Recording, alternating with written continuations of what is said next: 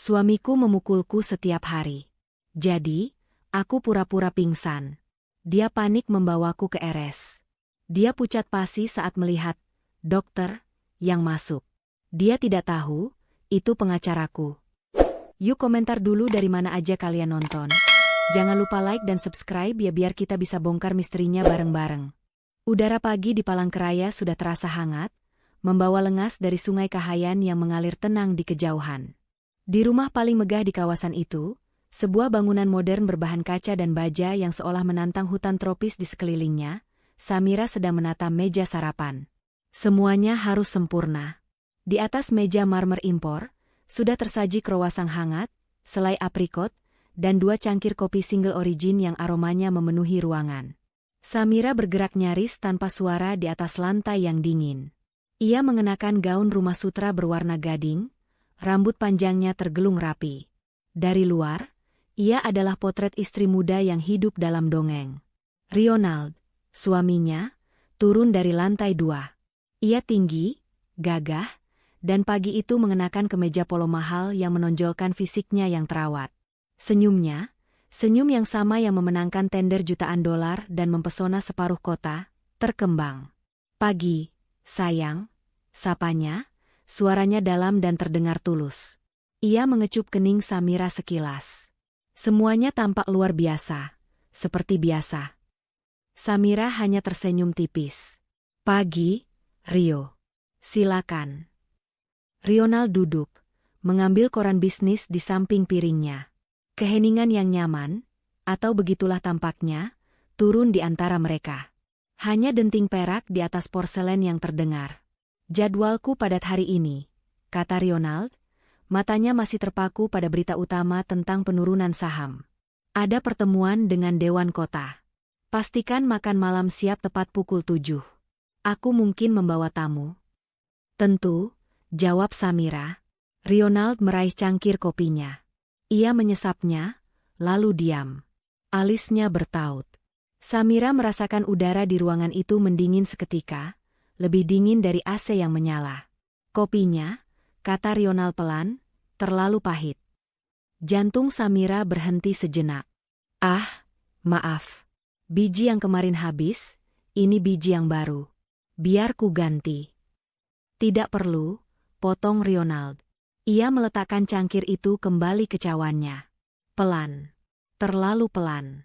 Aku sudah bilang padamu, Samira, lanjutnya, suaranya masih rendah, nyaris berbisik. Aku tidak suka kejutan di pagi hari. Aku suka konsistensi. Itu saja yang ku minta. Aku tahu, Rio, tapi di supermarket. Selalu ada alasan. Ronald berdiri. Samira refleks sedikit memundurkan kursinya. Ia tahu apa yang akan terjadi. Ini adalah ritual yang mengerikan. Ronald berjalan mengitarinya. Ia tidak membentak. Ia tidak mengumpat. Ia hanya berhenti di belakang kursi Samira. Tangannya yang besar dan terawat terulur, seolah hendak membelai rambut istrinya. Lalu, dengan kekuatan yang tiba-tiba dan mengejutkan, tangannya mendarat di pipi Samira. Plak! Suara tamparan itu terdengar kering dan brutal di ruangan yang sunyi. Kepala Samira terlempar ke samping. Rasa perih yang tajam langsung menjalar, diikuti denyutan panas. Telinganya berdenging. Ia memejamkan mata sejenak, menahan air mata agar tidak jatuh. Jangan menangis. Menangis hanya akan membuatnya lebih marah. Jangan ceroboh lagi, bisik Ronald di telinganya. Kemudian, seolah tidak terjadi apa-apa, Ronald berjalan ke pintu depan, mengambil tas kerjanya, dan merapikan kemejanya. Ia menoleh ke Samira, yang masih memegangi pipinya. Senyum karismatik itu kembali. Aku berangkat. Jangan lupa makan malam jam 7. Pintu depan tertutup pelan. Samira duduk sendirian di meja sarapan yang sempurna, di rumah yang sempurna, dengan rasa kopi pahit dan logam di mulutnya. Pipi kirinya sudah mulai membengkak. 1 jam kemudian, Samira berdiri di depan cermin besar di kamar mandi utama mereka. Kamar mandi itu lebih besar dari kebanyakan kamar tidur, dilapisi marmer calacata dari lantai hingga langit-langit. Di bawah cahaya lampu vaniti yang terang, memar itu terlihat jelas. Rona ungu kebiruan mulai terbentuk di tulang pipinya, tepat di bawah mata. Samira menghela napas panjang, lalu membuka laci. Ia mengeluarkan palet concealer profesional. Dengan kuas kecil, ia mulai bekerja. Ini adalah keahlian yang telah ia asah selama 3 tahun pernikahannya. Lapisan pertama adalah korektor warna kuning untuk menetralkan warna ungu. Tepuk, tepuk, tepuk. Jangan digeser. Lalu concealer dengan coverage penuh, warnanya harus sama persis dengan kulitnya. Tepuk, tepuk, ratakan tepinya. Terakhir, bedak tabur transparan untuk menguncinya. Ia memiringkan kepalanya, memeriksa dari berbagai sudut. Sempurna. Tidak terlihat apa-apa. Hanya istri cantik seorang pengusaha sukses. Samira beralih ke lemari pakaiannya yang berisi deretan gaun, tas, dan sepatu yang harganya bisa membeli sebuah rumah sederhana. Ronald yang memilihkan sebagian besar isinya. "Kamu adalah cerminan diriku, Samira," katanya suatu kali. "Saat orang melihatmu, mereka harus melihat kesuksesan." Dia mengontrol segalanya. Pakaiannya tidak boleh terlalu terbuka, tidak boleh terlalu kuno. Lingkaran sosialnya hanya istri-istri rekan bisnis Ronald. Bahkan media sosialnya. Ponselnya bergetar di meja rias. Pesan dari Ronald. Posting foto sarapan tadi. Tulis, "Pagi yang sempurna dengan suami terbaik." Jari-jari Samira bergerak kaku. Ia membuka galeri, memilih foto meja sarapan yang ia ambil sebelum Ronald turun, sebelum kopi itu menjadi bencana. Ia mengetikkan kata-kata yang diminta, menambahkan emoji hati. Beberapa detik setelah diunggah, puluhan likes masuk. Komentar bermunculan, pasangan idaman. Aduh, romantisnya, Mbak Samira. Rumah impian. Samira menatap pantulan dirinya di layar ponsel yang gelap. Wajahnya yang sudah dirias sempurna menatap balik, tanpa ekspresi. Tiba-tiba pintu kamar mandi terbuka. Ronald berdiri di sana. Samira terlonjak, jantungnya serasa melompat ke tenggorokan. "Rio, kukira kau sudah berangkat." Ronald tidak menjawab. Matanya menyapu meja rias Samira, berhenti di palet concealer yang belum sempat ia masukkan kembali. "Lupa dokumen," katanya singkat. Ia berjalan mendekat. Samira menahan napas. Ronald menatap wajah Samira dari jarak sangat dekat. Matanya meneliti hasil riasan di pipi kirinya. Samira tidak berani bergerak. "Kerjaanmu bagus," kata Ronald, suaranya datar. Hampir tidak terlihat. Lalu ia tersenyum tipis. "Tapi aku tahu itu ada di sana." Ia mengulurkan jari telunjuknya dan menekan dengan keras tepat di tengah memar yang tersembunyi. Samira tersentak kesakitan, meringis menahan jerit. "Itu pengingat," bisik Ronald. "Supaya kamu fokus hari ini. Jam 7, Samira. Jangan sampai tamuku kecewa." Dia berbalik dan keluar dari kamar mandi. Beberapa saat kemudian, Samira mendengar suara mobil Ronald meninggalkan halaman. Samira bersandar di wastafel marmer yang dingin. Kakinya gemetar hebat. Dia harus memperbaiki riasannya lagi. Malam itu, makan malam berjalan lancar. Tamu Ronald adalah seorang pejabat kota, dan Samira memainkan perannya sebagai nyonya rumah yang anggun dengan sempurna. Ia tersenyum, menuangkan anggur, dan tertawa di saat yang tepat. Ronald tampak puas. Pukul 11 malam, tamu itu pamit. Ronald menutup pintu dengan senyum lebar. Proyeknya disetujui. "Kerja bagus malam ini, sayang," katanya sambil melonggarkan dasi. "Lihat, kalau kamu berusaha, kamu bisa melakukan sesuatu dengan benar." Samira merasa sedikit lega. Mungkin malam ini ia bisa tidur nyenyak. "Aku akan memeriksa anggrekku sebentar sebelum tidur," kata Ronald, berjalan menuju rumah kaca kecil di sayap barat rumah. Itu adalah hobi terbaru Ronald. Anggrek langka. Dia terobsesi dengan kesempurnaan dan keindahan tanaman itu. Merawatnya adalah salah satu tugas Samira. Samira mulai membereskan piring-piring kotor di ruang makan. Tiba-tiba, keheningan rumah pecah oleh suara pecahan pot keramik yang keras. "Praaang." Samira membeku. "Samira." Suara Ronald bukan lagi bisikan. Itu adalah raungan. Samira berlari menuju rumah kaca. Jantungnya berdebar begitu kencang hingga terasa sakit. Ia menemukan Ronald berdiri di tengah ruangan, dikelilingi pecahan pot dan tanah. Di lantai, tergeletak anggrek Paphiopedilum Rothschildianum, anggrek kesayangannya, yang ia beli seharga puluhan juta. Daunnya layu. Akarnya kering. Tanaman itu mati. Kau? Desis Ronald, wajahnya merah padam. Kau membunuhnya. Rio, aku menyiraminya kemarin lusa, sama seperti yang lain. Samira tergagap. Mungkin hamanya? Hama? Ronald mengambil satu langkah ke depan. Samira mundur. Tidak ada hama di rumahku. Yang ada hanya kelalaian. Kecerobohan. Aku sibuk menyiapkan makan malam. Itu bukan alasan, teriak Ronald. Tugasmu di rumah ini sangat sederhana. Rawat rumah. Rawat aku. Rawat tanamanku. Tapi kau bahkan tidak bisa melakukan itu. Dia menunjuk ke sebuah pintu di ujung rumah kaca. Pintu menuju gudang penyimpanan alat berkebun. Masuk, perintahnya.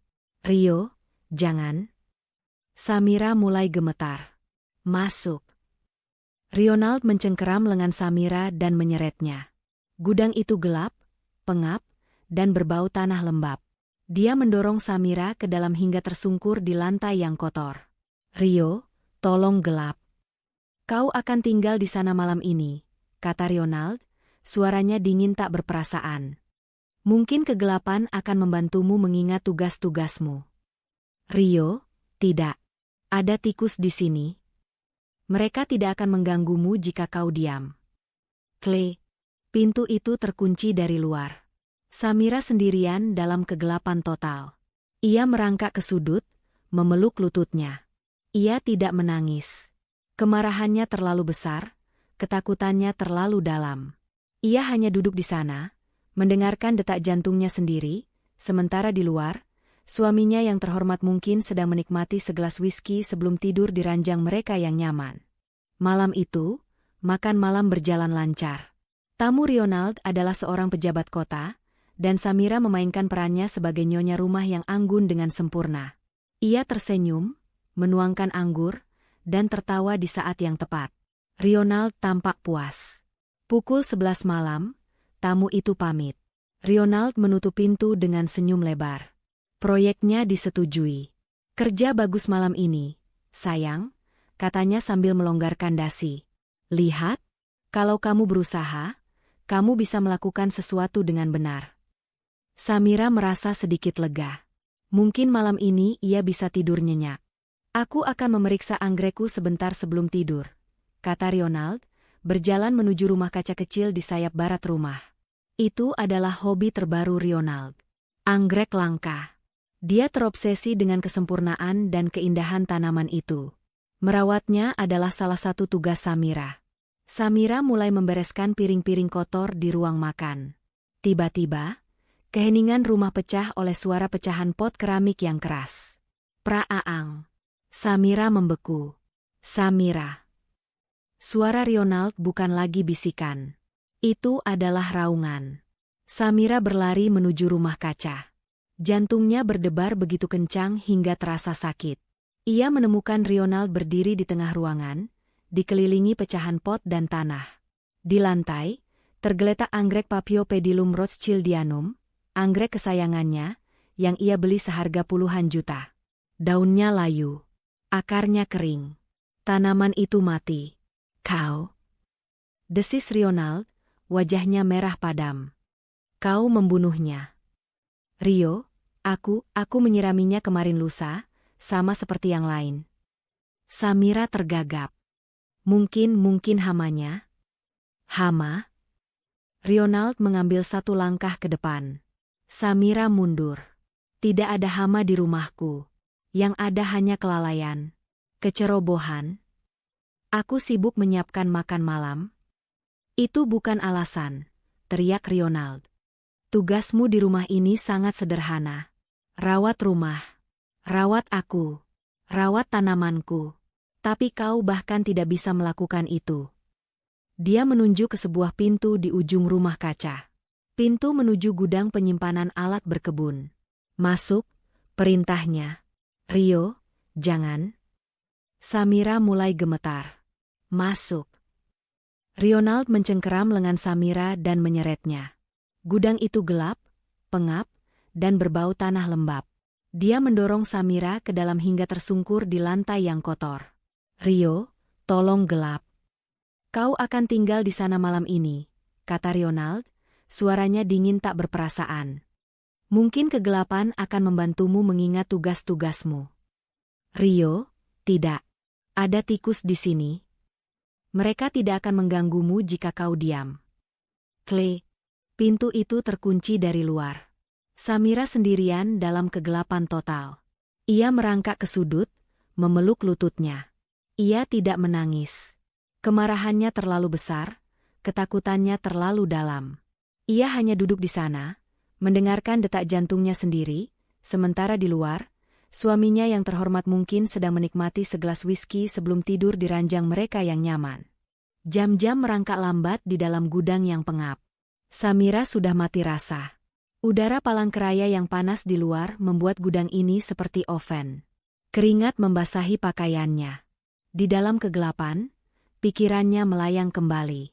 Kembali ke hari ia bertemu Ronald. Itu terjadi 4 tahun lalu di sebuah pameran seni kecil di Jakarta. Samira ada di sana bukan sebagai tamu, tapi sebagai salah satu panitia relawan. Dia sedang menyamar, menjalani fase hidup normal yang ia ciptakan untuk dirinya sendiri.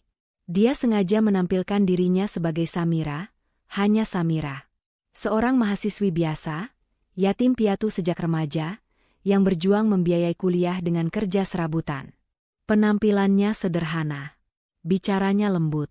Ronald, yang saat itu baru merintis bisnisnya di Palangkaraya, kebetulan hadir sebagai tamu undangan. Dia langsung tertarik pada Samira.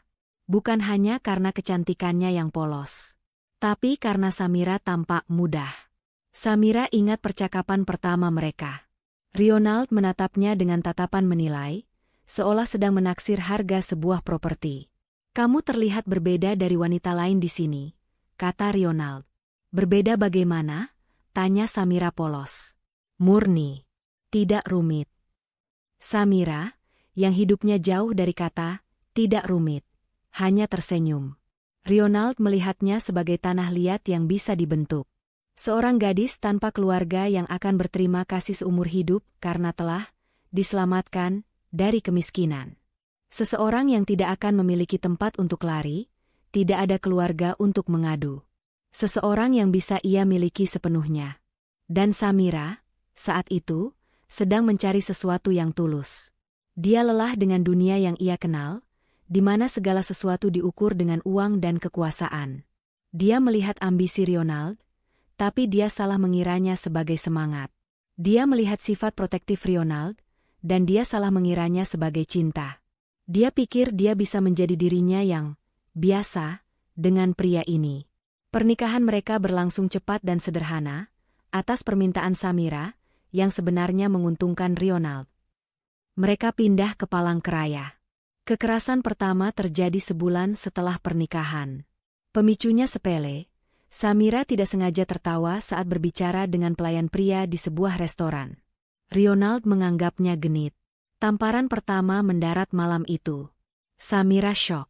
Tapi Ronald menangis setelahnya, bersumpah itu tidak akan terjadi lagi. Dia menyalahkan stres pekerjaan. Samira memaafkannya. Tapi itu terjadi lagi. Dan lagi. Dan lagi. Sekarang, 3 tahun kemudian, Samira tahu siapa Ronald sebenarnya.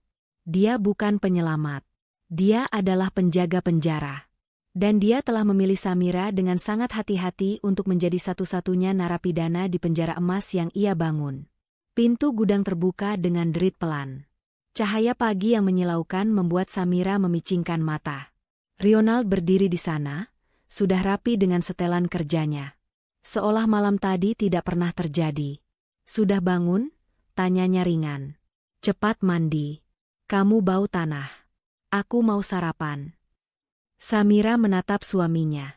Tidak ada penyesalan di mata pria itu. Hanya ada perintah. Samira bangkit. Kakinya kaku. Tanpa sepatah kata pun, ia berjalan melewatinya, menuju kamar mandi. Samira terbangun sebelum alarm berbunyi. Setiap inci tubuhnya sakit. Pinggulnya yang menghantam meja semalam berwarna ungu gelap. Kepalanya berdenyut di tempat jahitan darurat yang ia lakukan sendiri tadi malam. Hanya luka gores kecil, tapi darahnya cukup untuk membuatnya tampak dramatis. Dia berdiri di depan cermin kamar mandi, lebih pagi dari biasanya. Tangannya tidak gemetar. Dingin dan stabil. Malam tadi, setelah Ronald tertidur, setelah memaksakan haknya sebagai suami, seolah itu adalah cara untuk menegaskan kembali dominasinya setelah insiden meja, Samira tidak tidur. Dia memikirkan rencananya. Berulang-ulang. Hari ini adalah harinya. Dengan ketelitian seorang ahli bedah, dia mulai merias wajahnya. Dia menutupi memar di pipinya, bekas tamparan kopi kemarin, dan memar baru di pinggulnya, meski itu tidak akan terlihat. Namun, dia sengaja membiarkan riasan di kepalanya, dekat garis rambut, sedikit tipis. Cukup agar goresan itu terlihat jika seseorang memeriksanya dari dekat. Dia turun ke dapur. Rumah masih sepi. Asisten rumah tangga mereka baru akan datang pukul 7, dan Ronald selalu sarapan tepat pukul 6:30. Samira menyiapkan sarapan favorit Ronald, omelet 3 telur dengan keju gruyere dan jamur truffle. Makanan mahal yang selalu dipujinya. Dia memasaknya dengan sempurna. Mengocok telur hingga mengembang, menumis jamur dengan mentega tawar. Aromanya memenuhi dapur. Tepat ketika omelet itu setengah matang, Samira meraih toples garam laut. Dengan tangan yang sangat stabil, dia memutar penggiling itu. Bukan hanya sejumput. Dia memutarnya 3 kali putaran penuh, menuangkan garam dalam jumlah yang berlebihan ke atas telur yang masih basah. Lalu, dengan cepat, dia melipat omelet itu, menyembunyikan bukti kejahatan kecilnya. Dia meletakkannya di piring hangat, menghiasnya dengan daun peterseli, dan meletakkannya di meja makan tepat pukul 6.29. Pukul 6.30, Ronald turun. Wajahnya muram. Insiden kontrak yang basah semalam jelas masih mengganggunya. Pagi, katanya singkat, tanpa memandang Samira. Dia duduk dan langsung menyambar garpu. Samira duduk di seberangnya, tangannya terlipat di pangkuan. Dia pura-pura menyesap tehnya. Jantungnya berdebar, tetapi wajahnya tenang. Ronald mengambil suapan besar pertama dari omelet itu. Dia mengunyah. Sekali. 2 kali. Lalu dia berhenti. Wajahnya mengeras. Dia meludahkan kunyahan itu kembali ke piring dengan kasar. Ini apa-apaan? Bentaknya. Samira tersentak, memainkan perannya. Kenapa, Rio? Itu omelet kesukaanmu?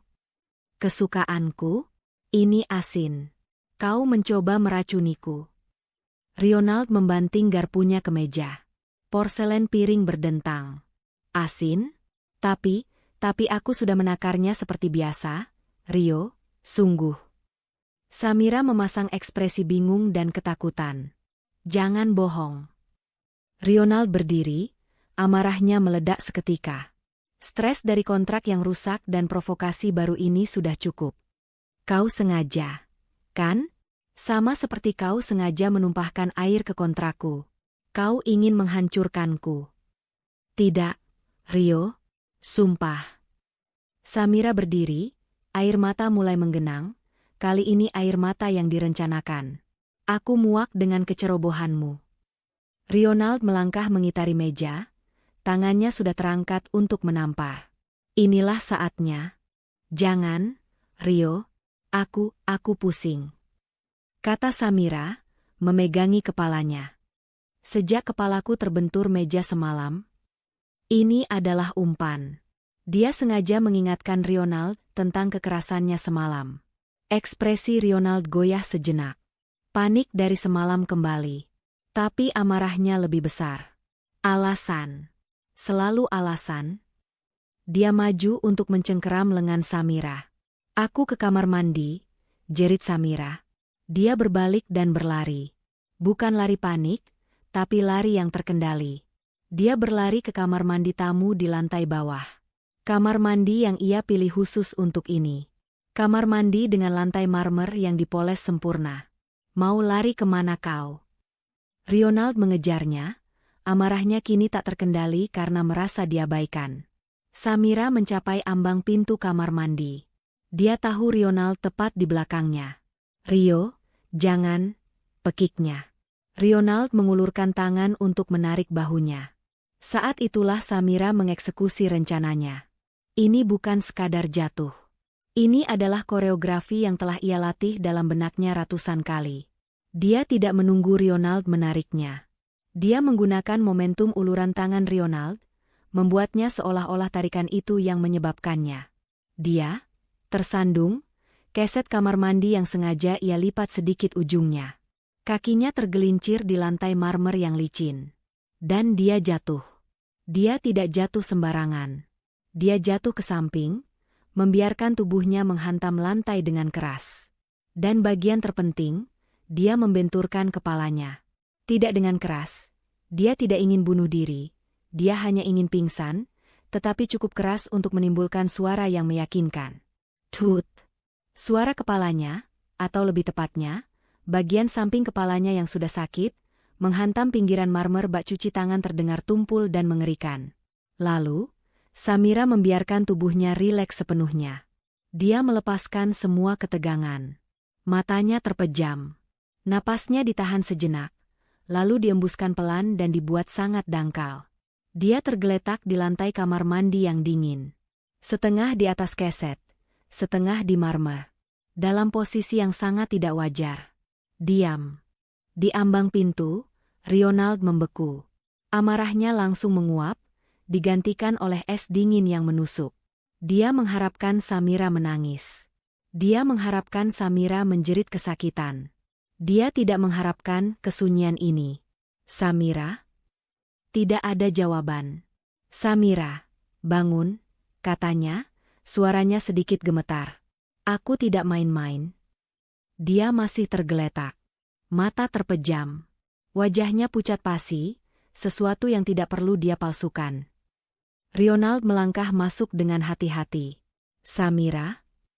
Dia menyentuh bahunya dengan ujung sepatunya. Bangun. Tubuh Samira hanya bergeser sedikit, lalu kembali lemas. Panik yang sesungguhnya mulai mencengkeram Ronald. Ini berbeda. Ini bukan seperti semalam. Semalam Samira meringis, dia sadar. Sekarang dia tidak bergerak sama sekali. Sial, umpat Ronald. Dia berlutut di samping Samira. Dia melihat goresan di kepalanya dari semalam. Dia melihat memar di pipinya. Dan sekarang dia terbaring tak sadarkan diri di lantai. Pikiran Ronald berpacu.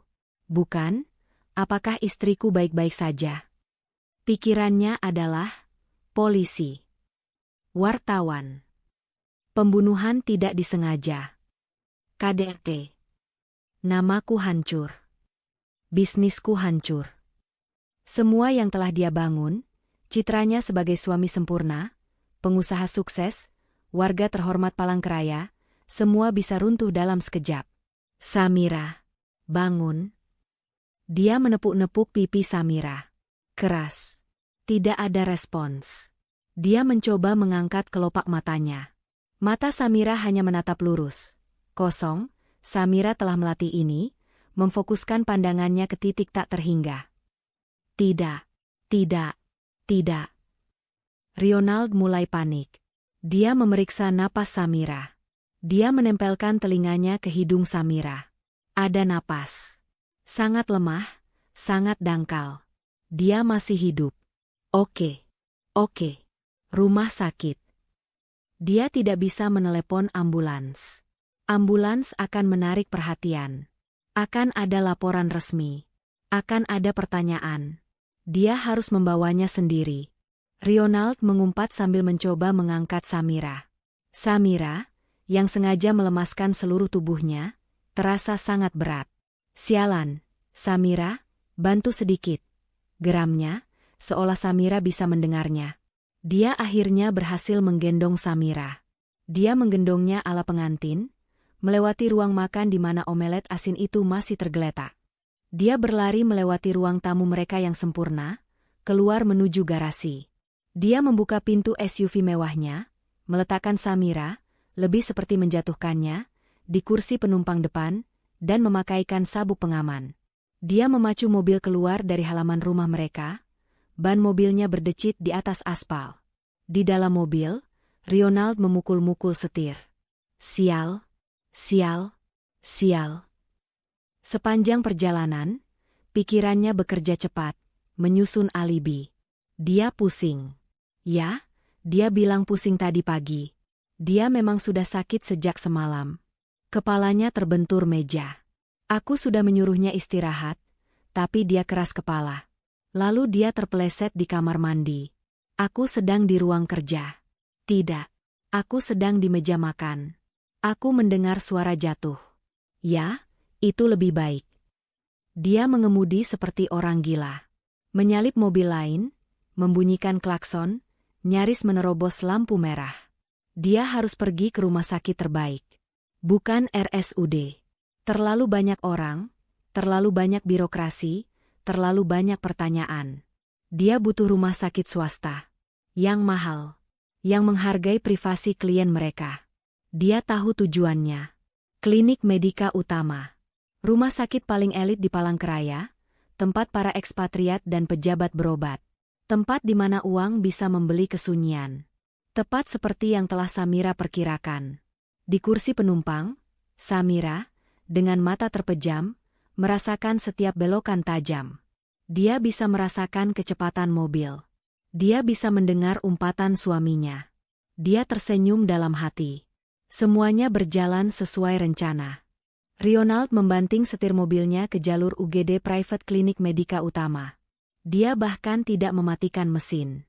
Dia melompat keluar, berlari ke sisi penumpang, dan menarik Samira keluar. Bantuan. Tolong. Istri saya jatuh. Dia tidak sadar, teriaknya. Dua perawat berseragam putih bersih langsung keluar mendorong Brankar. Mereka sangat efisien. Tidak banyak bertanya. Mereka melihat seorang pria kaya panik membawa seorang wanita yang tampak tak berdaya. Letakkan di sini, Pak. Samira dipindahkan ke Brankar. Apa yang terjadi? Tanya seorang perawat dengan tenang sambil mulai memeriksa denyut nadi Samira. Dia terpeleset. Di kamar mandi, kepalanya terbentur. Kata Ronald, suaranya dibuat sepilu mungkin. Dia sudah pusing sejak semalam. Baik, kami ambil alih dari sini. Pintu otomatis UGD terbuka. Samira didorong masuk ke ruang tindakan. Tunggu. Aku suaminya. Aku harus ikut. Ronald mencoba mengikuti. Seorang perawat lain menahannya dengan sopan tapi tegas. Bapak tunggu di ruang tunggu administrasi. Kami harus menstabilkannya dulu. Tolong isi formulir ini. Pintu UGD tertutup di depan wajah Ronald. Dia ditinggalkan sendirian di ruang tunggu yang sangat bersih, dingin, dan berbau antiseptik. Hanya ada dia dan suara mesin minuman otomatis di sudut. Ronald mondar-mandir. Adrenalinnya mulai turun, digantikan oleh ketakutan yang dingin. Bagaimana jika dia gegar otak parah? Bagaimana jika ada pendarahan dalam? Bagaimana jika para dokter melihat memar-memar lainnya? Memar di pipinya? Memar di pinggulnya? Dia mencoba menenangkan dirinya. Itu bisa dijelaskan. Dia ceroboh. Sering jatuh. Ya, dia sangat ceroboh. Dia melatih alibinya lagi. 15 menit berlalu seperti 1 jam. Akhirnya, seorang perawat yang berbeda keluar. Perawat ini tampak lebih senior, sangat tenang. Tuan Ronald Hadikusuma? Ya, itu saya. Bagaimana istri saya? Samira? Dia baik-baik saja? Ronald bergegas menghampirinya. Istri Anda sudah sadar, kata perawat itu. Ronald tertegun. Sadar? Syukurlah. Jadi dia tidak apa-apa. Dia sedang menjalani beberapa pemeriksaan lanjutan untuk memastikan tidak ada pendarahan internal. Kami sudah melakukan CT scan. Perawat itu tersenyum tipis. Dokter kepala kami yang akan menangani kasus ini. Bagus, bagus. Siapa dokternya? Dokter bedah saraf terbaik? Dokter Elian akan menemui Anda sebentar lagi, kata perawat itu. Beliau sedang berbicara dengan istri Anda sekarang. Elian? Ronald mengerutkan kening. Dia tidak pernah mendengar nama itu. Silakan tunggu di ruang konsultasi pribadi nomor 1. Dokter akan segera ke sana.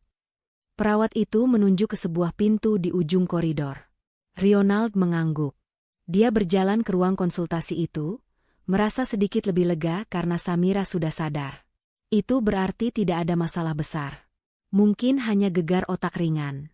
Dia bisa membawa Samira pulang hari ini, dan masalah ini selesai. Dia masuk ke ruangan yang nyaman itu. Ada sofa kulit, meja kopi, dan beberapa lukisan abstrak di dinding. Dia duduk, menunggu dokter masuk dan memberinya kabar baik. Di sisi lain rumah sakit, di dalam kamar perawatan VIP, Samira duduk tegak di tempat tidur. Dia sudah mencabut infus yang tadi dipasang perawat. Pintu terbuka. Dia sudah di ruang konsultasi, kata pria tinggi berkacamata yang mengenakan jas dokter putih bersih. Bagus, kata Samira, suaranya dingin dan jernih, sama sekali tidak terdengar seperti orang yang baru saja pingsan. Waktunya pertunjukan, Elian. Ronald duduk di sofa kulit yang dingin di ruang konsultasi pribadi 1. 5 menit terasa seperti 1 jam. Pikirannya berpacu, mengulang-ulang alibi yang sudah ia siapkan. Istri saya memang ceroboh, Dok. Sering sekali pusing. Semalam dia terbentur meja, dan pagi ini dia sedang melatih kalimat itu dalam hati ketika pintu berderit pelan dan terbuka. Ronald langsung berdiri, memasang wajah suami yang cemas.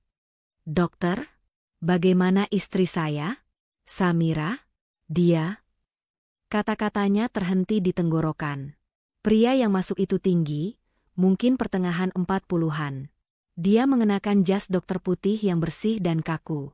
Tapi di balik jas itu, Ronald bisa melihat setelan jas abu-abu mahal yang dipotong dengan sempurna. Dia memakai kacamata berbingkai tipis, dan matanya menatap Ronald bukan dengan simpati seorang dokter, tapi dengan tatapan dingin seorang penilai. Pria itu bukan dokter. Wajahnya. Ronald mengenali wajah itu. Bukan dari Palangkaraya. Bukan dari rumah sakit manapun. Wajah itu dari Jakarta.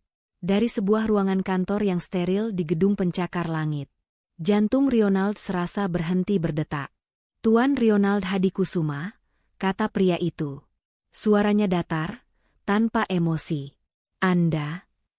Ronald mundur selangkah, napasnya tercekat. Anda pengacara itu. Darah seolah surut dari wajah Ronald. Dia menjadi pucat pasi. Ruangan yang sejuk itu tiba-tiba terasa menyesakkan. Dia ingat sekarang. 4 tahun lalu. Sebulan sebelum pernikahan. Samira, yang katanya yatim piatu, dan tidak punya siapa-siapa. Tiba-tiba berkata dia punya sedikit warisan yang diurus oleh sebuah firma hukum. Ronald diminta datang ke kantor mereka di Jakarta untuk menandatangani perjanjian pranikah.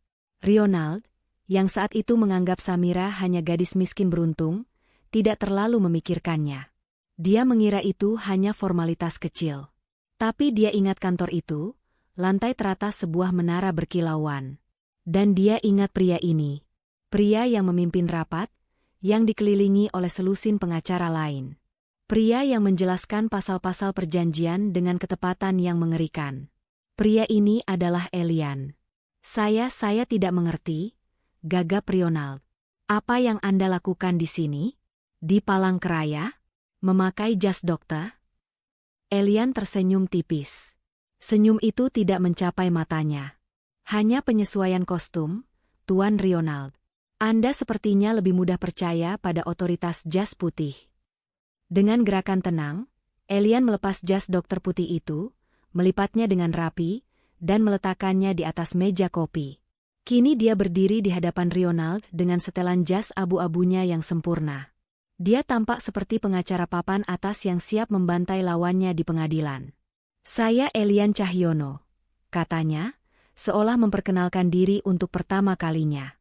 Saya adalah kepala penasihat hukum untuk Samudera Group. Samudera Group. Nama itu menghantam Ronald seperti truk. Bukan sekadar firma hukum. Samudera Group. Konglomerat pelayaran, logistik, dan properti terbesar di Asia Tenggara. Sebuah kerajaan bisnis yang nilainya triliunan rupiah. Pikiran Ronald berputar liar. Samudera? Apa hubungannya dengan Samira? Anda benar-benar tidak tahu, ya? Elian menggelengkan kepalanya pelan, seolah kasihan. Anda menikahi seorang wanita selama 3 tahun, tinggal bersamanya, tidur dengannya, dan Anda tidak tahu siapa dia sebenarnya. Dia bilang dia yatim piatu. Ronald bersandar di dinding, kakinya terasa lemas. Secara teknis, benar. Orang tuanya meninggal dalam kecelakaan pesawat 15 tahun lalu, kata Elian. Tapi dia tidak pernah bilang dia miskin. Elian berjalan ke pintu. Pasien ingin bertemu dengan Anda sekarang. Pasien? Istri Anda. Sepertinya dia sudah sembuh total. Lewat sini. Elian membuka pintu dan memberi isyarat agar Ronald berjalan di depannya. Ronald berjalan seperti robot, pikirannya kosong karena syok. Ini jebakan. Omelet asin itu, jatuhnya di kamar mandi.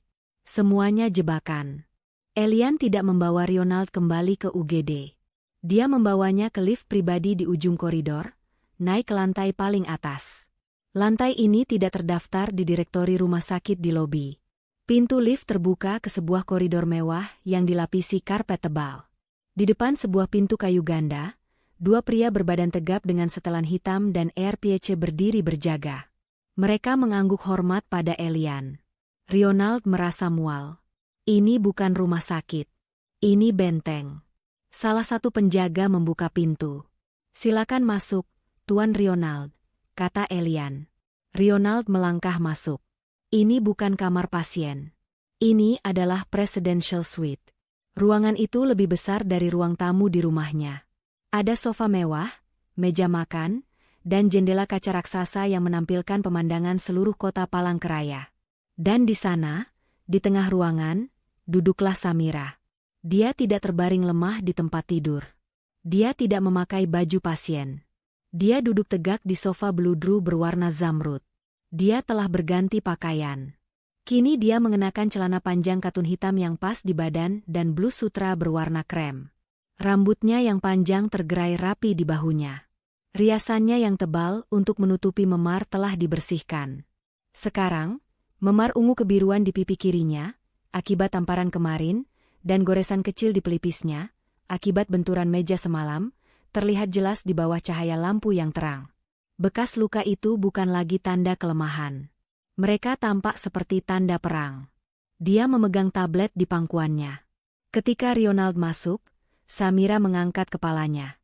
Mata mereka bertemu. Mata itu bukan mata Samira yang selama ini Ronald kenal. Bukan mata yang selalu menunduk ketakutan. Bukan mata yang selalu berkaca-kaca. Mata itu dingin, tenang, dan penuh dengan otoritas yang menusuk. Ronald membeku di ambang pintu. Halo, Rio, kata Samira. Suaranya jernih dan kuat. Tidak ada getaran ketakutan sedikitpun. Samira? Apa ini semua? Ronald tergagap. Dia menatap Elian, lalu kembali ke Samira. Kamu menjebakku? Kamu pura-pura pingsan. Samira tersenyum tipis. Jebakan? Bukan, Rio. Ini namanya tes. Dan setelah 3 tahun, hasilnya akhirnya keluar. Dia berdiri, berjalan pelan ke arah Ronald, seperti seekor singa betina yang mendekati mangsanya yang terpojok. Ronald secara naluriah mundur selangkah. Izinkan aku memperkenalkan diri dengan benar, kata Samira, berhenti beberapa langkah di depannya. Nama lengkapku, Samira Adijaya Samudera. Ronald terkesiap, seolah baru saja ditinju di perut. Adijaya Samudera. Bukan nama sembarangan. Itu nama pendiri Samudera Group. Salah satu keluarga terkaya dan paling berkuasa di Asia. Aku bukan gadis yatim piatu miskin yang kamu selamatkan Dari Jakarta. Lanjut Samira, suaranya membelah keheningan. Aku adalah pewaris tunggal Samudera Group. Aku kabur dari hidupku selama 2 tahun. Aku ingin tahu bagaimana rasanya menjadi orang biasa. Aku ingin mencari pasangan yang tulus. Dia menatap mata Ronald dalam-dalam. Aku ingin seseorang yang mencintaiku apa adanya, saat aku tidak punya apa-apa. Bukan mencintai nama Adijaya Samudera. Dan aku bertemu kamu, katanya. Kamu ambisius, pekerja keras. Aku pikir aku telah menemukannya. Aku pikir kamu tulus. Wajah Samira mengeras. Tapi aku salah besar. Kamu tidak mencari pasangan. Kamu mencari properti. Kamu mencari seseorang yang bisa kamu bentuk, kamu kendalikan, dan kamu injak-injak. Kamu sengaja memilihku karena kamu pikir aku lemah. Kamu pikir aku tidak punya siapa-siapa untuk mengadu. Ronald mencoba berbicara. Samira, sayang, aku tidak tahu. Jangan panggil aku, sayang. Potong Samira, suaranya tajam. Kamu tahu, Rio, ironis sekali. Kamu menghabiskan 3 tahun terakhir memukuliku hanya karena masalah sepele. Kopi terlalu pahit. Anggrek mati. Tumpahan air. Dia menunjuk ke tablet di tangannya. Dan selama 3 tahun itu, aku mengumpulkan semuanya. Samira mengangkat tablet itu. Teknologi itu luar biasa, bukan? Dia menekan layar. Suara Ronald memenuhi ruangan. Jernih, keras, brutal. Rekaman audio. Ini apa-apaan? Kau mencoba meracuniku? Lalu terdengar suara plak. Yang keras. Suara tamparan tadi pagi. Samira menekan layar lagi. Masuk. Kau akan tinggal di sana malam ini. Suara Ronald tadi malam, saat menguncinya di gudang. Diikuti suara gedoran pintu dan tangisan tertahan Samira. Setiap kancing di bajuku, setiap jam di dinding, bahkan bingkai foto di ruang kerja kita. Kata Samira. Semuanya merekam. Dia menggeser layar.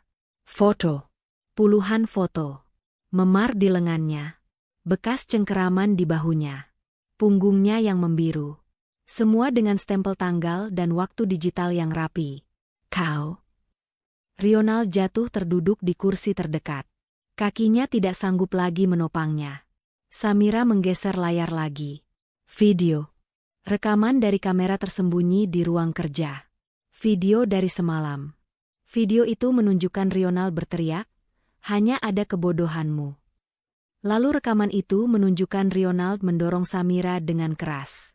Menunjukkan tubuh Samira menghantam sudut meja, lalu jatuh ke lantai. Menunjukkan Ronald yang panik, tapi tidak menolong.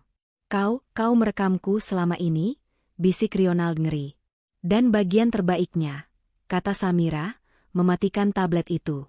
Dia berjalan ke jendela, menatap kota Palangkaraya di bawah. Tempat ini, klinik medika utama. Dia berbalik menghadap Ronald. Ini bukan rumah sakit swasta biasa, Rio. Ini adalah salah satu aset milik Yayasan Adijaya Samudera. Aku yang menandatangani cek gaji setiap dokter dan perawat di sini. Termasuk perawat yang menyambutmu di UGD tadi. Elian melangkah maju. Semua staf yang berinteraksi dengan Anda pagi ini adalah bagian dari tim keamanan dan hukum kami. Mereka semua saksi atas kepanikan Anda. Samira tersenyum dingin. Insiden omelet tadi pagi? Itu acting. Insiden di kamar mandi? Itu stunt yang sudah kurancang dengan sempurna, di lantai yang sengaja kubuat lebih licin. Dia berjalan kembali ke hadapan suaminya yang kini gemetar. Kamu tidak membawa aku ke rumah sakit, Rio. Kamu membawaku lurus ke markasku. Mata Samira menatap Ronald tanpa berkedip. Kamu telah masuk perangkap.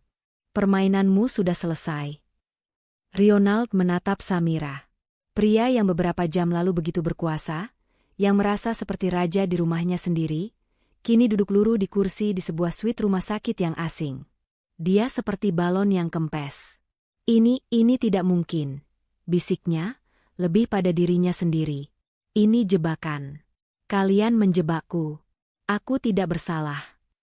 Elian, sang pengacara, menghela napas. Dia melangkah maju, mengambil alih situasi. Samira mundur, kembali duduk di sofa, mengamati suaminya seperti seorang ilmuwan mengamati spesimen. Tuan Ronald, mari kita sederhanakan, kata Elian. Suaranya tenang, datar, dan tidak menyisakan ruang untuk negosiasi. Dia meletakkan dua map biru identik di atas meja kaca di depan Ronald. Anda punya dua pilihan, kata Elian. Opsi A dan opsi B. Dia membuka map A. Opsi A adalah perceraian yang cepat dan diam-diam. Elian mengeluarkan selembar dokumen. Ini adalah perjanjian pranikah yang Anda tanda tangani 4 tahun lalu. Izinkan saya mengingatkan Anda pada klausul 12, subpasal C, jika terjadi tindak kekerasan dalam rumah tangga, KDRT, yang terbukti, baik secara fisik maupun psikis, pihak pelaku kehilangan seluruh hak atas aset bersama maupun aset pribadi pihak korban. Ronald menatap kosong. Dia hampir tidak ingat menandatangani itu.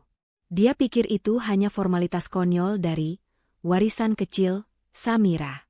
Semua bukti di tablet itu, lanjut Elian, menunjuk ke perangkat di pangkuan Samira, lebih dari cukup untuk membuktikan KDRT yang sistematis. Jika Anda memilih opsi A, Anda akan menandatangani surat cerai hari ini. Apa yang aku dapat? Bisik Ronald. Samira tertawa pelan. Tawa yang kering dan tanpa humor. Dapat? Anda tidak mendapatkan apa-apa, kata Elian tegas. Rumah di Palangkaraya itu dibeli atas nama perusahaan induk kami. Mobil-mobil yang Anda kendarai adalah aset perusahaan. Bahkan saham di perusahaan properti Anda, Hadikusuma Land, 70-nya kami pegang sebagai jaminan atas pinjaman modal yang kami berikan 3 tahun lalu. Ronald terbelalak. Pinjaman modal itu, dia pikir itu dari bank investasi swasta. Bank itu milik kami, kata Samira, menjawab pertanyaan yang tak terucap. Kamu membangun kerajaanmu dengan uangku, Rio. Dan sekarang aku mengambilnya kembali. Elian melanjutkan, Anda akan keluar dari sini tanpa sepeser pun. Selain itu, sebagai gestur niat baik, Anda akan menandatangani surat ini. Ia menyodorkan lembar kedua, yang memindahkan sisa 30% saham Anda dan seluruh aset pribadi Anda di rekening bank Anda ke Yayasan Lentera Harapan, yayasan kami untuk korban KDRT. Wajah Ronald pucat pasi. Itu perampokan. Itu opsi A, kata Elian, mengabaikan protesnya. Dia lalu menunjuk map B. Opsi B adalah proses hukum. Kami tidak akan menggunakan perjanjian pranikah. Kami akan melupakan perceraian diam-diam. Elian membuka map B, yang berisi salinan cetak dari foto-foto memar Samira. Kami akan menyerahkan tablet itu, beserta kesaksian lengkap saya, kesaksian staf, rumah sakit, ini, dan rekaman CCTV dari rumah Anda, yang sudah kami amankan, langsung ke Polda. Anda akan ditahan hari ini juga atas tuduhan penganiayaan berat. Elian tersenyum dingin. Dan tentu saja, kami akan merilis press release eksklusif ke semua media nasional. Bayangkan judul beritanya, Tuan Ronald, fasad sempurna Ronald Hadikusuma, pengusaha top Palangkaraya, tiran di balik pintu tertutup. Citra yang sudah susah payah Anda bangun itu, akan hancur sebelum makan siang. Ronald gemetar. Hancur di media. Itu adalah mimpi terburuknya. Lebih buruk dari kehilangan uang. Dia menatap Samira. Matanya memohon. Samira, sayang tolong. Jangan lakukan ini. Aku hilaf. Aku stres karena pekerjaan. Aku cinta padamu. Samira berdiri dan berjalan ke arahnya. Dia berjongkok di depan Ronald, menatap lurus ke mata suaminya yang ketakutan. Cinta? Bisiknya. Kamu tidak tahu arti kata itu. Kamu tidak mencintaiku saat kamu menamparku karena kopi. Kamu tidak mencintaiku saat kamu mengunciku di gudang. Kamu mencintai citramu. Kamu mencintai kekuasaan yang kamu rasakan saat menyakitiku. Dia berdiri. Sekarang, pilih. Citramu atau kebebasanmu. Karena kamu tidak bisa memiliki keduanya. Elian melihat jam tangannya. Anda punya 5 menit untuk memutuskan. 5 menit itu adalah neraka bagi Ronald. Pikirannya berpacu. Melawan? Dia tidak bisa. Dia tidak punya uang, tidak punya pengacara yang sebanding dengan Elian. Samudra Group bisa menguburnya secara hukum. Bernegosiasi? Dengan apa? Dia tidak punya apa-apa. Satu-satunya yang tersisa adalah harga dirinya yang compang-camping. Dia mencoba satu gertakan terakhir. Kamu pikir aku akan menyerah begitu saja? Suaranya bergetar. Aku akan bilang ke media kamu yang menjebakku. Kamu gila. Kamu yang pura-pura jatuh. Kamu yang merencanakan ini semua. Elian nyaris tertawa. Silakan. Itu akan jadi pembelaan yang menarik di pengadilan. Yang mulia, istri saya, sang pewaris Samudra Group yang kekayaannya ratusan triliun, pura-pura jatuh di kamar mandinya sendiri, di rumah sakitnya sendiri, hanya untuk menjebak saya, seorang pengusaha kecil. Anda pikir siapa yang akan mereka percaya, Tuan Ronald? Apalagi, Elian menunjuk ke map B, setelah mereka melihat foto-foto memar Anda selama 3 tahun terakhir. Apakah itu semua juga bagian dari jebakan? Ronald roboh. Dia menundukkan kepalanya. Pria arogan yang beberapa jam lalu merasa tak tersentuh itu kini hancur. Aku. Suaranya pecah. Aku tanda tangan. Pilihan yang bijak, kata Elian datar. Dia menyodorkan map A dan sebuah pena Mont Blanc yang berat ke hadapan Ronald. Tangan Ronald gemetar hebat saat dia mengambil pena itu. Dia menandatangani lembar demi lembar. Surat cerai. Surat pengalihan aset. Surat penyerahan saham. Setiap goresan pena adalah paku di peti mati kehidupannya yang dulu. Setelah tanda tangan terakhir, Elian mengambil kembali semua dokumen itu dengan rapi. Selesai, kata Elian. Sekarang, lanjutnya. Ponsel Anda, dompet Anda, dan kunci mobil Anda. Letakkan di atas meja. Ronald menatapnya bingung. Apa? Ponselku? Tapi, bagaimana aku pulang? Mobil itu milik perusahaan kami, kata Elian. Ponsel itu terdaftar di lini bisnis kami. Dan dompet itu, anggap saja sebagai pembayaran awal atas penderitaan yang Anda sebabkan. Kalian meninggalkanku di sini tanpa apa-apa. Tepat, kata Samira. Dengan tangan gemetar, Ronald mengosongkan isi kantongnya. Ponsel pintar terbarunya. Dompet kulit buaya. Kunci SUV mewahnya. Benda-benda simbol statusnya kini tergeletak tak berarti di atas meja kaca. Suara kunci yang beradu dengan kaca terdengar sangat final. Sekarang, kata Elian, menekan sebuah tombol di intercom. Pintu terbuka. 2 penjaga berjas hitam yang tadi berjaga di luar masuk. Mereka tidak menyentuh Ronald, hanya berdiri mengapitnya. Tim kami akan mengantar Anda keluar, kata Elian, melalui pintu servis. Agar Anda tidak perlu malu bertemu media. Ronald berdiri dengan kaki lemas. Dia menatap Samira untuk terakhir kalinya, mencari sisa-sisa wanita yang pernah dicintainya, atau setidaknya wanita yang pernah takut padanya. Yang dia temukan hanyalah mata orang asing yang dingin. Samira. Keluar, kata Samira. Ronald Hadikusuma, pria yang mengira dia adalah raja di Palangkaraya, digiring keluar dari ruangan itu seperti seorang pesakitan. Pintu tertutup di belakangnya, meninggalkan keheningan. Samira berdiri diam selama 1 menit penuh setelah pintu tertutup. Dia menarik napas dalam-dalam, lalu mengembuskannya perlahan. Rasanya seperti beban seberat 3 tahun baru saja terangkat dari bahunya. Elian memecah kesunyian. Tim sudah membersihkan rumah. Pakaian Tuan Ronald dan barang-barang pribadinya sudah dikemasi dan akan disumbangkan. Samira mengangguk. Bagus. Aku tidak mau melihat apapun yang mengingatkanku padanya. Jetnya sudah siap? Siap kapan saja di Bandara Cilikriwut, Nona Samira. Menuju Makassar, sesuai rencana. Samira mengambil ponsel Ronald dari atas meja. Dia membukanya, dia tahu kata sandinya, tentu saja, dan mencari nomornya sendiri. Sementara itu, Ronald baru saja didorong keluar dari pintu keluar darurat di lantai dasar, yang langsung mengarah ke tempat parkir belakang yang panas dan berdebu. Tiba-tiba, Sebuah ponsel burner murah dilemparkan ke arahnya oleh salah satu penjaga.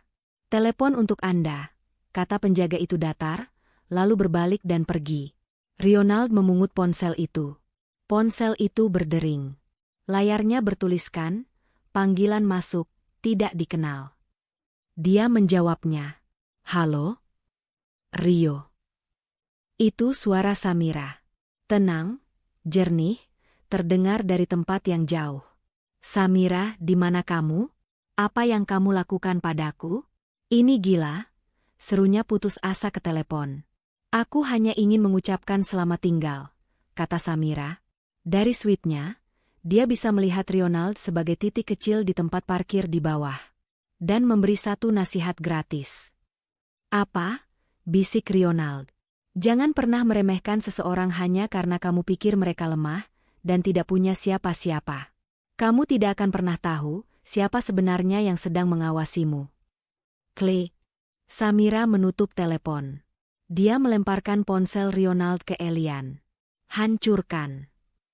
Dia kemudian berjalan ke pintu, meninggalkan jas dokter putih yang tadi dipakai Elian terlipat rapi di atas meja. "Ayo pergi, Elian," katanya, tidak menoleh ke belakang. "Aku muak dengan kota ini." Setahun telah berlalu. Pemandangannya telah berganti. Bukan lagi Sungai Kahayan yang tenang, melainkan Selat Makassar yang sibuk dan dinamis.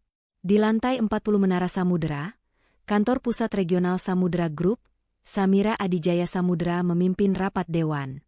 Dia tidak lagi terlihat seperti istri yang penurut. Rambutnya dipotong model bob tajam sebahu. Dia mengenakan power suit berwarna biru tua. Dia tegas, cerdas, dan memancarkan aura kepemimpinan yang tak terbantahkan. "Data logistik kita menunjukkan peningkatan 5% di kuartal ketiga, tapi saya tidak mau kita puas. Saya mau kita dominan. Proyek pelabuhan baru harus selesai tepat waktu," katanya, suaranya menggema di ruang rapat. Para direktur yang usianya 2 kali lipat darinya mengangguk patuh. Setelah rapat, asistennya mengejarnya di koridor. "Nona Samira, jadwal Anda padat. Wawancara dengan majalah Forbes Asia pukul 2 siang. Lalu pukul 4, Anda harus memberikan pidato kunci di acara Yayasan Lentera Harapan." Sore itu, Samira berdiri di atas panggung di sebuah ballroom hotel yang penuh sesak. Audiensnya sebagian besar adalah perempuan.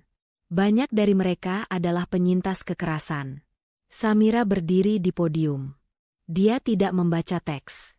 "Mereka berkata kita lemah," katanya, suaranya kuat dan jernih, memenuhi ruangan. "Mereka mengira kita tidak punya suara. Mereka mengira air mata kita adalah tanda kekalahan, dan memar kita adalah aib." Dia berhenti sejenak, menatap mata para hadirin. "Mereka salah. Air mata kita adalah tanda bahwa kita masih manusia.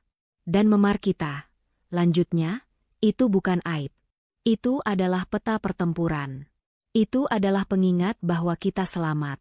Bahwa kita jatuh, tapi kita bangkit kembali. Bahwa kita lebih kuat dari yang mereka bayangkan, dan lebih kuat dari yang kita kira." Tepuk tangan membahana. Samira, yang dulu menyembunyikan memarnya di balik concealer, kini menggunakan ceritanya, tanpa pernah menyebut nama Ronald, sebagai senjata untuk memberdayakan orang lain. Malam itu, di kantornya yang menghadap ke laut, Samira sedang meninjau laporan keuangan terakhir. Elian masuk tanpa suara. Dia tampak sama persis seperti setahun yang lalu. Tenang dan profesional. "Nona Samira, laporan bulanan Anda." Elian meletakkan sebuah map coklat tipis di atas meja Samira. "Ini bukan laporan bisnis." Samira membukanya. Di dalamnya hanya ada selembar kertas dan selembar foto yang dicetak di kertas biasa. Foto itu diambil dari jarak jauh. Tampak Ronald, atau sisa-sisa dari Ronald. Dia terlihat 10 tahun lebih tua. Kurus, kusam, rambutnya sedikit menipis, dan mengenakan kemeja yang kusut. Dia sedang berdiri di depan sebuah ruko. Laporan singkat di bawah foto itu berbunyi. Subjek, Ronald, tanpa nama keluarga, lokasi, Samarinda, Kalimantan Timur, dipindahkan dari Balikpapan, pekerjaan, sales properti, apartemen kelas bawah. Status, Tinggal di kamar kos 3x3 meter. Catatan, kesulitan mencapai target penjualan. Menerima peringatan kedua dari atasan. Pria yang dulu sangat bangga dengan citra dan kesuksesannya, yang memukul istrinya karena kopi yang pahit, kini menjadi sales rendahan gagal yang hidup di kamar kos. Keadilan yang setimpal. Bukan di penjara, tapi di penjara yang ia ciptakan sendiri. Penjara kegagalan. Terus awasi dia, kata Samira, suaranya datar. Dia tidak merasa kasihan. Dia tidak merasa benci. Dia tidak merasakan apa-apa. Tentu, Nona. Elian hendak pergi. Elian, panggil Samira. Ya, Nona. Terima kasih, katanya tulus. Elian mengangguk singkat. Sudah tugas saya, Nona. Dia pun pergi. Samira menatap foto Ronald sejenak. Lalu, dia tidak merobeknya. Dia tidak membakarnya. Dia hanya mengambil kertas itu dan memasukkannya ke mesin penghancur kertas di samping mejanya.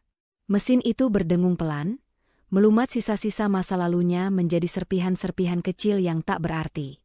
Samira berbalik, menatap keluar jendela kaca raksasa di kantornya.